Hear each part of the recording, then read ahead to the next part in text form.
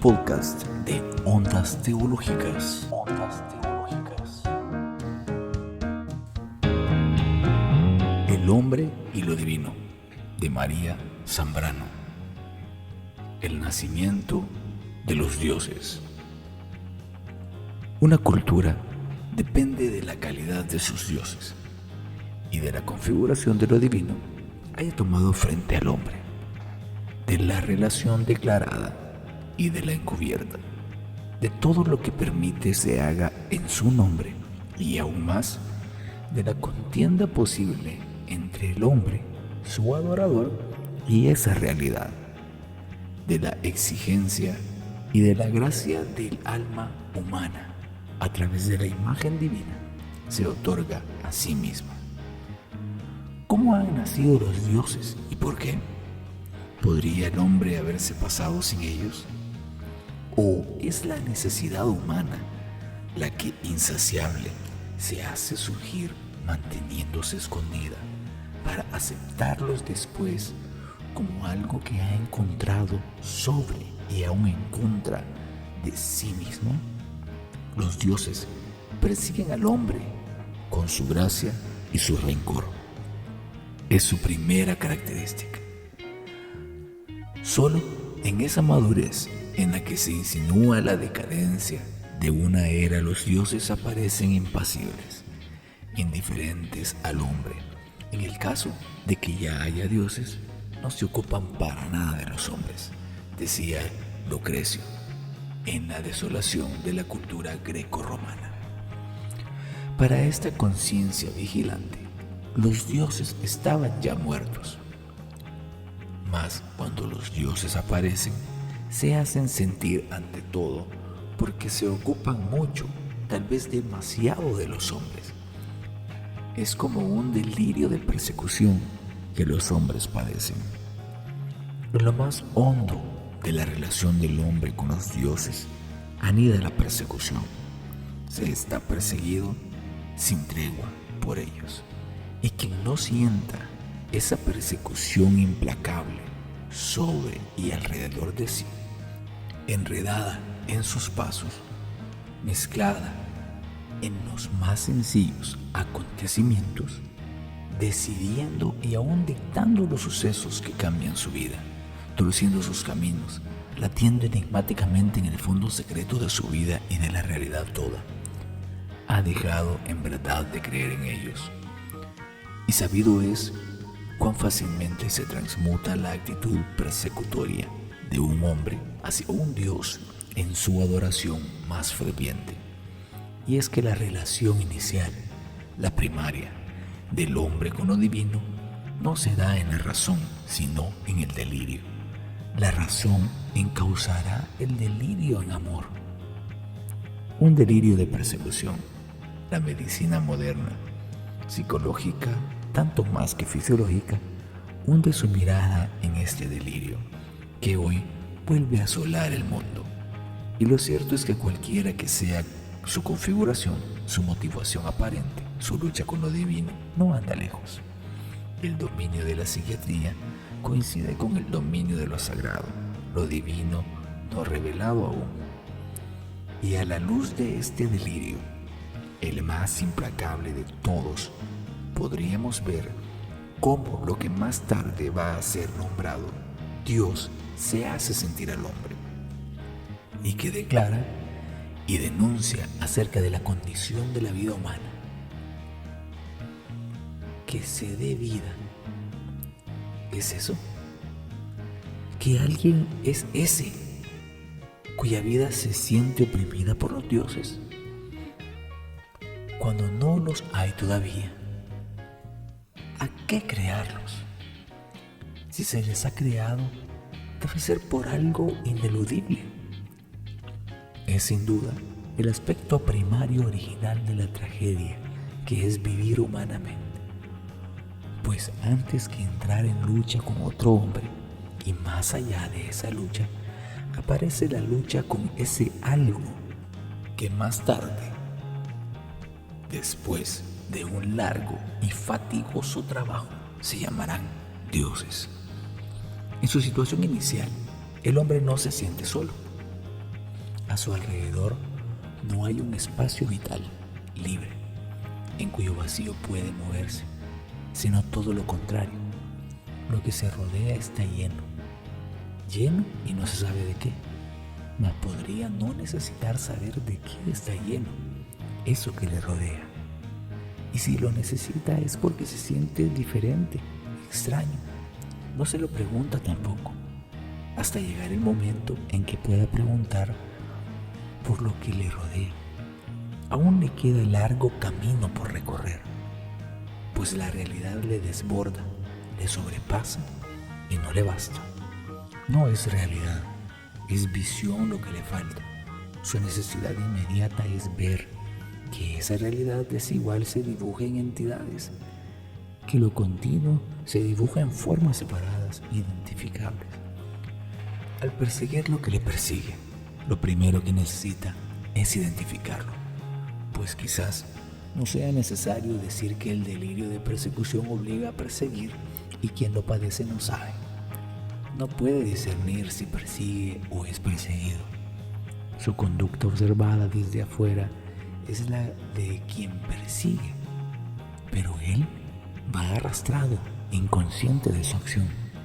Y así, cuando el delirio culmine en la demanda, permíteme, Señor, que vea tu cara, la hará en el máximo de la exasperación, en el límite de su resistencia tras la agotadora lucha. Y cuando poéticamente los defina, creerá transcribir lo que ha sido, se ha mostrado siempre así. Entonces habrá finalizado el delirio de persecución, ha alcanzado por fin el pacto. Los dioses griegos, homéricos, han sufrido la interpretación de ser la expresión personalizada de las fuerzas naturales. Mas, para que así fuese, hubiera sido necesario que estas fuerzas hubieran sido sentidas como tales. Lo contrario ha sido más bien lo cierto. Las fuerzas naturales, la naturaleza, ha sido vista tan solo después de que los dioses en su perfecta figuración la dejaron visible, después de haberla despejado de ese algo de que son portadores, después también de que el pacto con ellos había desilusionado al hombre dejándolo en libertad, pacificado ya de su primer delirio y por tanto victorioso. Pues en el principio era el delirio visionario del caos y de la ciega noche. La realidad agobia y no se sabe su nombre. Es continua, ya que todo lo llena y no ha aparecido todavía el espacio. Conquista lenta y trabajosa, tanto o más que la del tiempo. Lo primero que se precisa para la aparición de un espacio libre dentro del cual el hombre no tropiece con algo es concretar la realidad en la forma de irla identificando, de ir descubriendo en ella entidades, unidades cualitativas. Es el discernimiento primero, muy anterior al lógico, a la especificación de la realidad en géneros y especies que la prepara. No hay cosas ni seres todavía en esta situación. Solamente quedarán visibles después de que la figura de los dioses aparezca con su nombre. Los dioses parecen ser pues una forma de trato con la realidad, aplacatoria del error primero, elemental, de la que el hombre se siente preso al sentirse distinto, al ocupar una situación impar. No siente todavía la extrañeza que se presenta solo en la conciencia. Lo que le ocurre es el vivir inmediato sin conciencia, sin visión de su situación extraña, fuente del delirio de persecución. Los dioses, identificaciones primeras que el hombre descubre de la realidad, tienen dos grandes funciones, de las cuales algo quedará siempre en las ideas, en los conceptos, mucho más tarde. Funciones liberadoras que en ellos tienen su raíz. De esta primera forma de trato con la realidad tenía que darse en una imagen. La necesidad de tener una idea de los dioses solo puede aparecer cuando ya hay ideas. Más todavía cuando ya hay ideas de casi todas las cosas, pues los dioses son los últimos en atraer esa mirada propia de la liberación humana, el conocimiento. Y entonces ya han dejado de ser propiamente dioses. Su forma adecuada, su envoltura es una imagen, la imagen primera que el hombre es capaz de formarse. Esto es una imagen sagrada que reaparecerá siempre en el delirio del amor. Pero antes de ver que sea la imagen sagrada y la imagen, se nos presenta esta cuestión entre todas. ¿Por qué esta primera forma de trato con la realidad, estas identificaciones que el alma humana opera en la plenitud de la realidad, han de ser dioses? ¿Por qué ha habido siempre dioses? De diverso tipo, ciertamente, pero al fin, dioses. La situación a la que ha llegado el hombre occidental de un declarado o enmascarado laicismo es que la puede sugerir esta pregunta. En la necesidad de justificar todo lo que padecemos, hemos de justificar ya esa necesidad abismal definitoria de la condición humana. Pues donde quiera que volvamos la vista descubrimos dioses, aunque de distinta especie. No todos han cumplido la función de los dioses griegos, ni han sido revelados de la misma manera, pero todo testigua que la vida humana ha sentido siempre estar ante algo, bajo algo más bien dicho. En el principio era el delirio. Quiere decir que el hombre se sentía mirado sin ver. ¿Qué tal es el comienzo del delirio persecutorio? La presencia inoxidable de una estancia superior a nuestra vida, que encubre la realidad y que no es visible. Es sentirse mirado no pudiendo ver a quien nos mira. Y así, en lugar de ser fuente de luz, esa mirada es sombra. Mas, como en todos los delirios humanos, la esperanza está presente. Y más quizás en este que en ningún otro. Por ser el primero. La esperanza está prisionera en el terror. La angustia de sentirse mirado envuelve la apetencia de serlo, y toda la esperanza que se despierta, que acude ante esa presencia que se manifiesta ocultándose. La forma primaria en que la realidad se presenta al hombre es la de una completa ocultación radical, pues la primera realidad que al hombre se le oculta es él mismo. El hombre anhela salir de sí y lo teme, aunque la realidad toda no envolviera a ningún alguien, nadie que pudiese mirarlo. Él proyectaría esa mirada, la mirada de que él está dotado y que apenas puede ejercitar. Y así, él mismo, que no puede aún mirarse, se mira desde lo que le rodea. Y todo, los árboles, las piedras, le miran. Sobre todo, aquello que está sobre su cabeza y permanece fijo sobre sus pasos, como una bóveda de la que no puede escapar. El firmamento y sus huestes resplandecientes. Y de aquello de que no puede escapar, espera. La esperanza se dirige hacia una estancia superior que envuelve al hombre, no humana, estancia, realidad que él no inventa. La ha encontrado con su vida.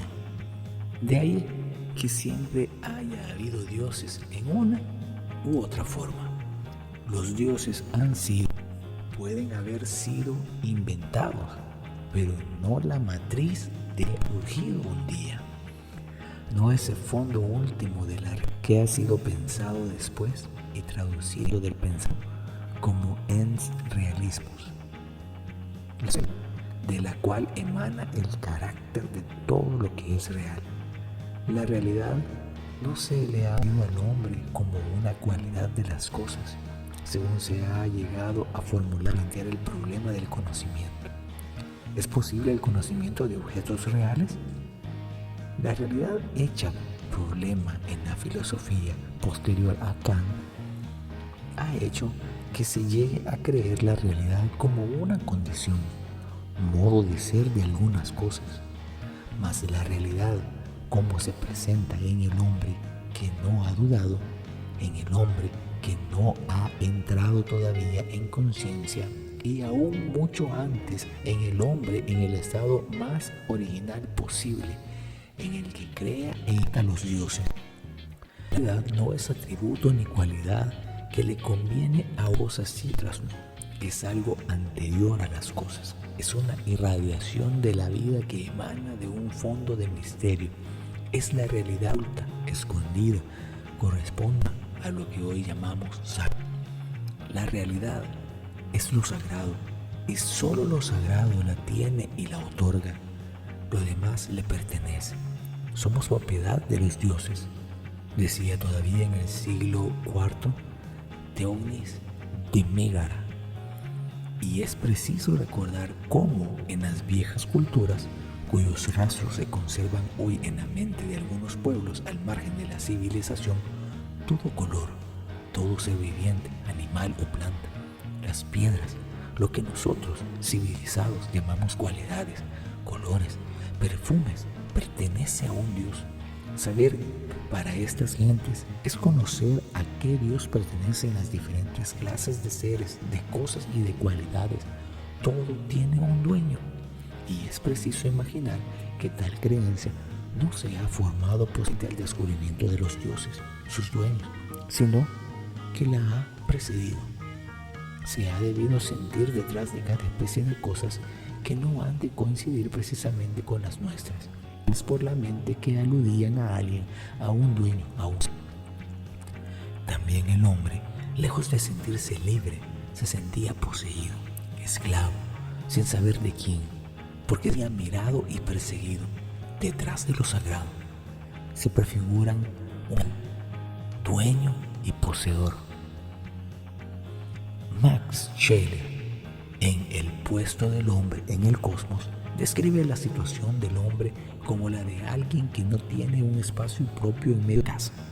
Y bien, al vagar entre todos sin tener un hueco que le esté preparado, proyecta en su alrededor lo que necesitaría para que su vida estuviera encajada en el medio. Al no encontrar la verificación, la adecuada respuesta, siente esta ausencia como algo positivo. Se siente rechazado porque no se siente amado, perseguido porque nadie le abre la puerta de su casa y ese lugar que necesita. Y acecha cualquier acontecimiento, por pequeño que sea, para sorprender algo de la atención y del cuidado que espera. Pues la situación de la vida humana activa inicialmente. La necesidad y la esperanza no encuentran su pasto. Libres, con la libertad del hambre, hunden su lodo para encontrar su alimento, y si no lo encuentran, el ser indigente que lo padece lo interpreta ingenuamente como contrario, como agresor, pues el hombre ha de estar muy adentrado en la edad de la razón para aceptar el vacío y el silencio en torno suyo. Mas la demanda de la esperanza sufre también su delirio en el que se despliega la vida. El delirio se convierte entonces en exaltación que llega a la embriaguez. Entonces, esta instancia superior y desconocida se hace sentir dentro del hombre mismo. Es dentro de sí, donde siente esa realidad suprema que le impulsa y le lleva sobre todo obstáculo. La realidad, el entorno, no se le presta como enemiga y la pesadilla del terror ha desaparecido. Es el reverso de la persecución, es la gracia, que se dirá más tarde, es el aspecto benéfico, positivo. Porque la vida humana se da inicialmente en estas dos situaciones que corresponden a las dos manifestaciones de lo sagrado, la doble persecución del terror y de la gracia. La aparición de un Dios representa el final de un largo periodo de oscuridad y padecimientos. Es el suceso más tranquilizador de todos los que puedan ocurrir en una cultura, señal de que el pacto, la alianza, está concluido. Ha cesado el delirio de persecución, al menos la fase inicial. En adelante, el perseguido lo será por un Dios a quien podrá demandarse una explicación. Y será la primera pregunta que el hombre se ha atrevido a formular, pues ya tiene a quién dirigirse. La aparición de los dioses significa la posibilidad de la pregunta, de una pregunta ciertamente no filosófica todavía, pero sin la cual la filosófica no podría haberse formulado. La actitud que engendra la pregunta solo puede surgir frente a alguien que haya aparecido, frente a un ser que haya dado la cara y tenga un nombre. Así Job en el Antiguo Testamento, así las consultas de Apolo a través de los oráculos, la aparición de dioses como Apolo y la revelación de Jehová señalan así la aparición de lo más humano del hombre, el preguntar, el hacerse cuestión de las cosas. Mas no son ciertas las cosas inanimadas las que sugieren la pregunta. A lo que sabemos, nunca se ha presentado ante ningún Dios cuestiones de conocimiento. El ansia de saber no se ha dirigido nunca en demanda a los dioses. Dime, Dios, ¿qué son las cosas? La pregunta dirigida a la divinidad revelada o develada poéticamente ha sido la angustiada pregunta sobre la propia vida humana. Entre las dos preguntas, solo hay de común el hecho de preguntar. En cambio de actitud, la revolución que lleva consigo. La actitud de preguntar supone la aparición de la conciencia. De la conciencia, ese desgajamiento del alma, una ruptura.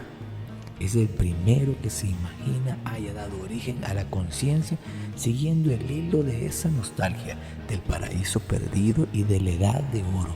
Mas este paraíso perdido y la edad de oro no han existido jamás en la historia, ni en su largo preludio, la prehistoria. Ninguna edad de oro real ha precedido el camino de la desventura en el valle de lágrimas. Y así, este desgajamiento del alma, la pérdida de la inocencia en que surge la actitud consciente, no es sino la formulación, la concreción de una larga angustia de este delirio persecutorio. El delirio persecutorio no pregunta, pues no tiene a quién dirigirse, y más bien se aplaca cuando puede preguntar. La pregunta solamente puede nacer dentro de una situación de una cierta seguridad. El ser humano se ha afirmado a sí mismo a través del padecer y el trabajo en ese saber trágico que declara Esquino en su Prometeo, el aprender padeciendo. Una honda experiencia de este género debe de haber precedido a toda pregunta dirigida a los dioses, cosa que se hace patente en el relato del libro de Job. En los mitos griegos, este instante aparece sin tanta claridad, pues la claridad en Grecia parece haber irrumpido de repente y deja un tanto en la sombra la lenta y angustiosa preparación. No en edad de oro, sino en una edad de desdichas. Hay que buscar la prehistoria de la actitud humana que se atreve a dirigirse a lo divino requiriéndolo en pregunta. La historia que entre todas las que nos han llegado de las griegas parece más adecuada a este propósito es la de Prometeo, sin duda. Él es quien entra en contienda con los dioses y les requiere el primero. Su pregunta es, como la de Job, una queja. ¿Qué tal es la primera pregunta formulada por el hombre o por un semidios que le representa? Una queja razonada, no el simple ¡ay! Perdido en el viento sin destinatario. Es pues la pregunta que subsigue a una acción, es la expresión de una contienda. Job yace abrumado por el peso de la ira divina. Él, que nada había hecho que pudiera traerla para sí, que explicase esa señalada persecución. No era necesario, porque detrás estaba actuando como supuesto, como fondo del misterio.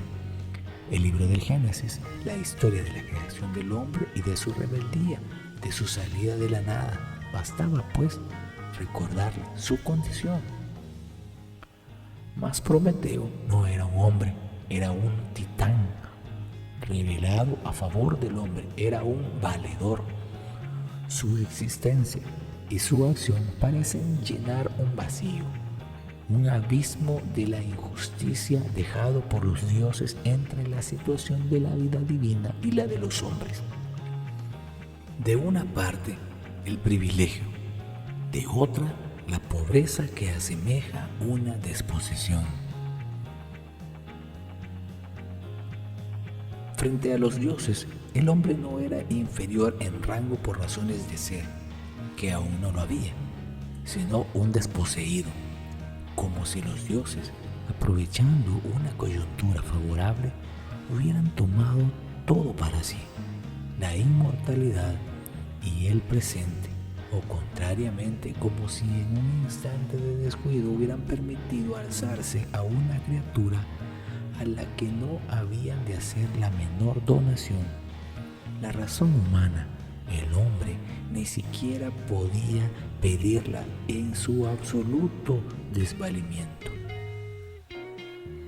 La lucha prometeica hace referencia a una situación muy anterior a la del relato de Job, donde el hombre, si bien hundido en la miseria, puede llegar a verla en función del ser, en que ya puede dolerse de su ser o de su falta de ser.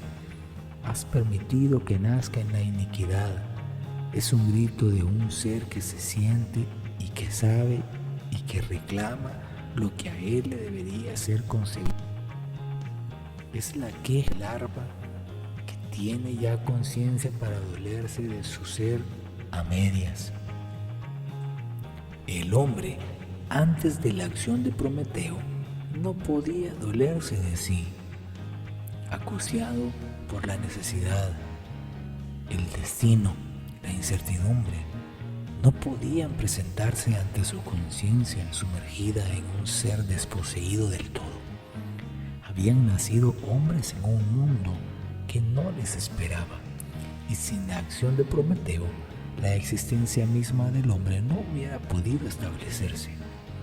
La historia humana no había comenzado todavía cuando Prometeo realizó su hazaña, que forma parte en realidad de una lucha anterior, la lucha entre dioses y semidioses. No hay parangón en realidad, pues a la posibilidad de la vida humana sobre la tierra precedió semiología y las teogonías órficas y la de Hesiodo, una lucha entre ellos, los más que humanos. Era Zeus quien tenía que aprender padeciendo para dejar así hueco a la vida humana, que viene a ser hija de un parecer divino, de un abatimiento del orgullo y de una mella en la divina impasibilidad. Esta experiencia divino-humana la recogerá después, sin decirlo, la filosofía, cuando lanzó el hombre a preguntarse a sí mismo qué es lo que le rodea, en lugar de ir en busca de razones ante una divinidad que a duras penas condescendió con que fuesen entregados a la desvalida criatura los medios más elementales de subsistencia. La aparición de los dioses, su sedimentación, marcará un periodo de oscuras luchas entre ellos o entre los dioses y algunos elementos vencidos. China, India. Significa pues un pacto o una victoria vida en el interior mismo del misterio último de la realidad. Son la expresión de una ley que ya nunca más se verá transgredida. Son el signo y la garantía de que el mundo está formado, se ha salido ya del caos. El sacrificio. Mas antes de que pueda surgir pregunta alguna dirigida a los dioses, hay una forma de trato universal habida siempre ante cualquier forma o función divina, y es el sacrificio. Mediante el sacrificio, el hombre entra a formar parte de la naturaleza, del orden del universo, y se reconcilia o se amiga con los dioses. ¿Puede entender así el sacrificio? No significa abordarlo desde nuestra situación actual, como la situación del hombre moderno es la de la soledad, el aislamiento, consecuencia de vivir según la conciencia. Nos figuramos que el sacrificio es una entrada en el orden de la realidad, pero el hombre que descubrió el ritual de cualquier sacrificio no necesitaba entrar en la realidad, sino salir. Era soledad, libertad lo que necesitaba ganar. El sentido práctico del sacrificio debió de ser un dar lugar a una especie de espacio vital para el hombre, por medio de un intercambio, entregar algo para que se le dejara el resto. Entregar a algo o a alguien es para el resto de la tribu o del pueblo para que quedase libre, aplacar el hambre de los dioses para poder poseer alguna cosa por algún tiempo, pues todo pertenecía a los dioses y al hombre nada. Al darles algo, se les rogaba conformidad, aceptación, limitación de su demanda.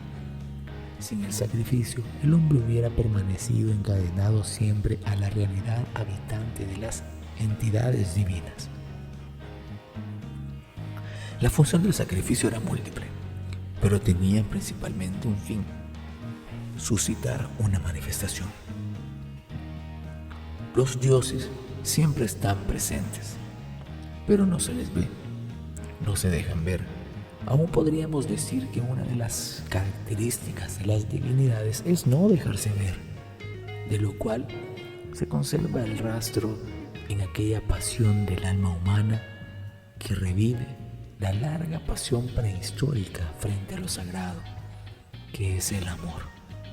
El amor ha surgido en toda su fuerza frente a lo que no se deja ver, sino en raros y precisos instantes que alcanzan así la categoría de manifestaciones divinas, cuando una realidad deslumbrante aparece en su brevedad como manifestación de algo infinito. La manifestación de lo divino es siempre instantánea, y es más, diríamos que la noción del instante viene de lo divino o de su subsecuencia en la vida más moderna.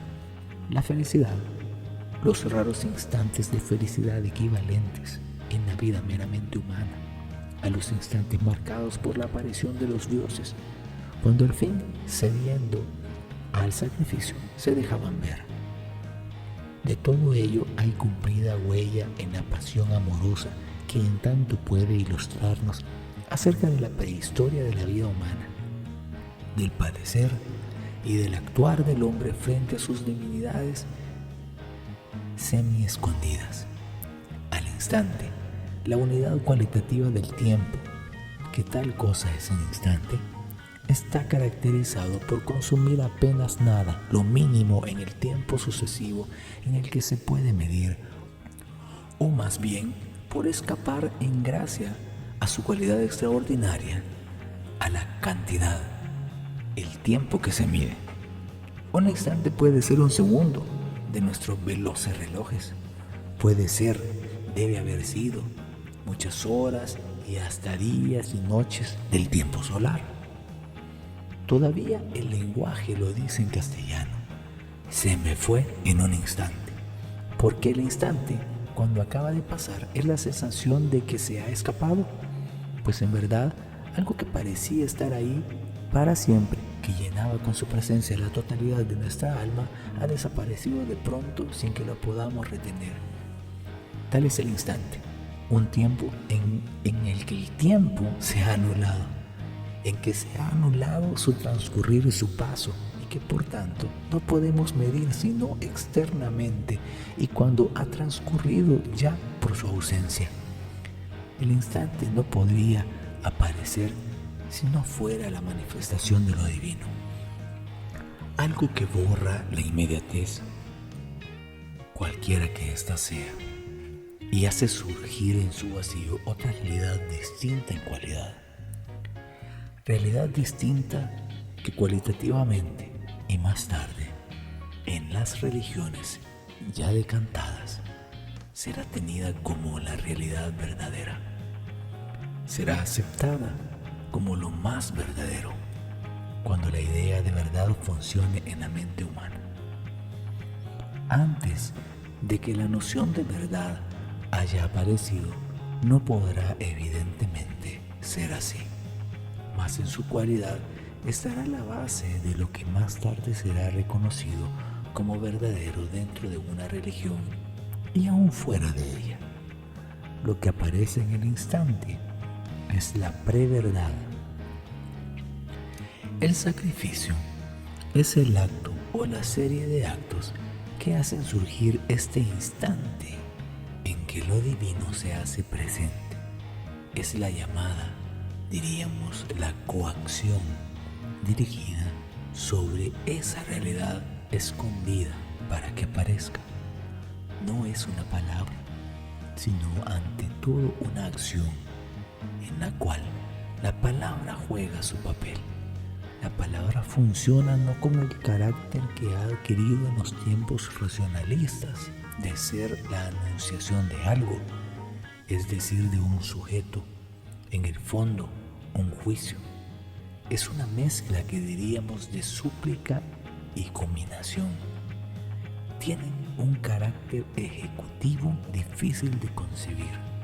Cuando ya las palabras con función ejecutiva, la voz ejecutiva del mando militar, proceden tan solo del imperio de unos hombres sobre otros. Y sin embargo, esta voz de mando guarda, sin duda alguna, algún rastro de la palabra eficaz del sacrificio, y se hace sensible si recordamos que esa voz de mando, esa voz ejecutiva, dada por un superior en el ejército, es la voz que combina a una acción que realizada en su hora oportuna será un sacrificio. Toda voz de mando, toda relación de autoridad entre los hombres conserva una huella de ritual de sacrificio, lo lleva como fondo. Y es que la vida humana se ha desarrollado en dos planos, por lo menos le corresponden a dos modos de sentir el tiempo, más exactamente al sentir el tiempo y al sentir su anulación. A estos dos instantes nacidos del sacrificio corresponderán siempre las acciones en las cuales la realidad se revela originalmente. Constituyen actos originarios en la aparición de la realidad en su máxima plenitud, incluida la propia realidad de la vida humana. Que los dioses aparezcan estuvo ligado siempre con la acción del sacrificio, ya que el hombre se manifieste como tal, que se revele a sí mismo y gane una cierta libertad y un espacio donde desenvolverse, ha dependido inicialmente de esta aparición de los dioses. Sin la manifestación de lo divino en cualquier forma que se haya verificado, el hombre no hubiera podido, por extraño que parezca, lograr su visible, aunque precaria, independencia. La realidad no aguarda, sino que ha de descubrirse al hombre. Para el animal, la planta, encajados en sus medios perfectos, la realidad está presente en la medida en que les es necesaria. Es decir, puede faltarle la realidad concreta, determinada, que en un momento hubiera de subvenir a su necesidad. Mas al hombre, a más de faltarle en ocasiones, y casi siempre en el principio de su marcha sobre la tierra, le falta la realidad sin más, algo que no coincide con ninguna manifestación particular, con ninguna cosa, sino que debe de estar detrás de ellas o en alguna parte. Algo cuya sede está a veces en el mundo sagrado, en un determinado lugar, una roca, un árbol, un río, allí. Cuando los dioses han nacido, están en ellos. Son ellos su continente, su depositario, y con ellos aparece y desaparece. Es distinta del contorno inmediato, y sin embargo lo inmediato tiene alguna relación con ella. Nada le es ajeno, todo le pertenece. Cuando los dioses aparecen, esta conformación de la realidad es precisa. Más bien es cuando tiene lugar la aparición de los dioses. El hecho de que haya dioses configura la realidad, dibuja una primera especificación que más tarde, cuando la lógica haya sido descubierta, serán los géneros y las especies. La presencia de los dioses pone una cierta claridad en la diversidad de la realidad ya existente dentro del mundo sagrado más primitivo y paradójicamente permite que haya surgiendo el mundo profano. Lo sagrado y lo profano son las dos especies de realidad. Una es la incierta, contradictoria, múltiple realidad inmediata con la cual la vida humana tiene que habérselas. El lugar de su lucha y de su dominio a la par. El orbe sagrado es donde se decidirá esa lucha. Así, la realidad, todas las circunstancias, en su totalidad, se configuran en un centro y en una periferia. El centro es el lugar de lo sagrado que se ilumina por el sacrificio. El horizonte, el nacimiento del horizonte será su ganancia última. El Señor del horizonte. Así llamaron los egipcios a su Dios en la hora más clara de su historia. Acabas de escuchar una lectura más en tu podcast de Ondas Teológicas. Suscríbete para que cada semana puedas tener acceso a las nuevas lecturas. También puedes buscarnos en Facebook y en YouTube.